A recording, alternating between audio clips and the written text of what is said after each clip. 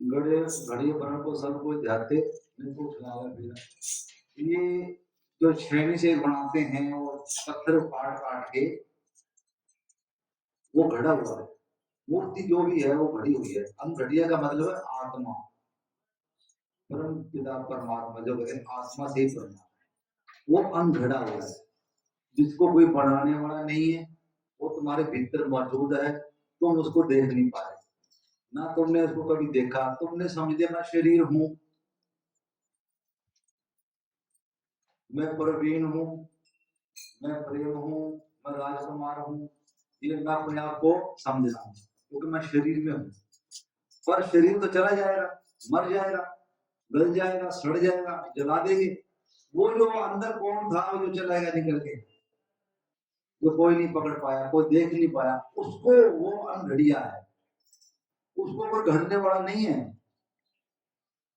कबीर साहब ने उसको कहा अनघड़, कहते मैं उसकी पूजा करता हूँ। अनघड़िया देव कौन करे तेरी सेवा, उसकी सेवा कौन कर सकता है, कोई नहीं कर सकता। संसार में गड़े हुओं को सब सेवा करते हैं, जो पत्थरों की जो छेने थोड़ों से जो घड़ते हैं, जिनकी प्राण प्रतिष्ठा बना लगाते हैं, उनको सभी पूजा करते हैं। लेकिन अपने अंतरात्मा की कभी देखा ही नहीं। वो हीरा जो तुम्हारे भीतर जन्म से आया और जन्म के बाद शरीर से खाली, पिंजरा खाली हो जाएगा, शरीर तो चला जाएगा। लेकिन वो जो कौन आया था जन्म से, जन्म में साथ आया और जब साथ उसको जाएगा तो वो कौन था। इस शरीर को लेके आया और फिर जाते जाते शरीर को भी ले गया, शरीर को भी नाश कर गया, खंडित कर गया।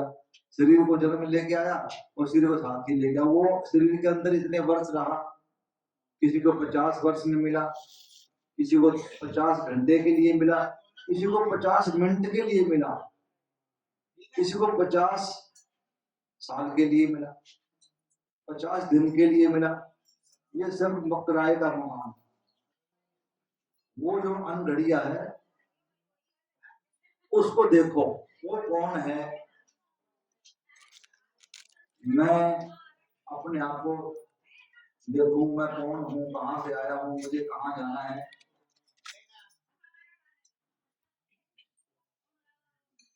ये किसी को इस चीज के बारे में कोई अनुभव नहीं हुआ, जन्म से आता है लेकिन कभी अपने तरफ कोई ध्यान नहीं जाता, बस शरीर को देखता रहता है। मैं सुंदर हूँ, मैं गोरा हूँ, मैं काला हूँ, शीशे में देख देख के अपने आप को खुश होता रहता है। एक बच्चा कम से कम 10 बार 50 बार शीशा देख लेता है, अपने को सजा लेता है अच्छे सुंदर वस्त्रों में। लेकिन जो भीतर देखने वाला है वो कौन है, सुनने वाला कौन है, ये महसूस करने वाला कौन है, खाता पीता कौन है। जब ये जाएगा तो कौन था वो जो इतने वर्ष तुम्हारे साथ रहा, तुमने रहे, और अंत समय में कहते भाई श्वास रुक गई, श्वास चल रही है तो भी हाँ इसके अंदर कोई जिंदा है। अब जब श्वास रुक गई तो आदमी खत्म। अरे कम से कम श्वास कोई पकड़ लो तुम, अब तो तुम भूले हुए हो। अंत समय में लोग कहेंगे अरे भाई इसकी श्वास देखो, श्वास गई तो ये भी गया। इतनी बड़ी संपत्ति, इतना बड़ा राज जीवन का जो आप भूले हुए हो, आपको पता ही नहीं है। आपकी श्वास चल रही है, आपको पता ही नहीं है।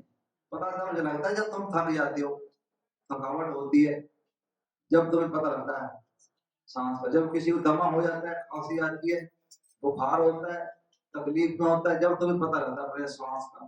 तो तुम्हें श्वास तुम्हारे 24 घंटा तुम्हारे पास है, तुम्हें उसके बारे में ज्ञान ही नहीं है, तुम्हें उसके ध्यान ही नहीं है। क्रोध आता है, प्रेम उठता है, घृणा उठती है, नफरत होती है, ईर्ष्या द्वेष नफरत घृणा जो भी होती है उसको महसूस कर। और तुम्हारी इतनी निर्दोष चीज तुम्हारे पास होते हुए तुम अपने जीवन को ऐसे ही अंधेरे में खो देते हो। तुम प्रकाश लेके आए थे लेकिन तुम जाओगे अंधकार में। तुम्हारे भीतर दीपक जग सकता था, दीवा जग सकता था, लेकिन तुम अंधेरे में चले जाते हो, अंधेरे में आते हो और अंधेरे में चले जाते हो।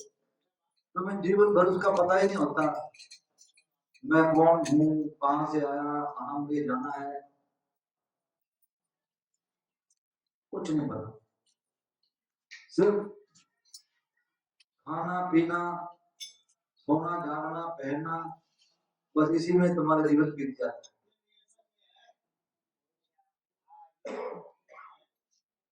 इसी में तुम्हारा जीवन बीत जाता है।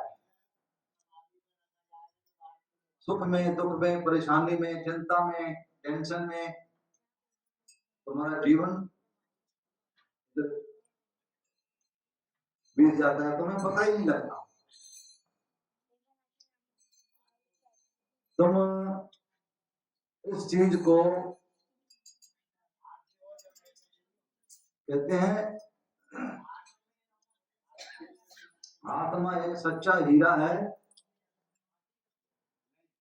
करोड़ खवाली इस हीरे की जागते सोते, जागते सोते, खाते पीते, उठते बैठते, हर पल अपने उस परम पिता परमेश्वर को महसूस करो अपने भीतर।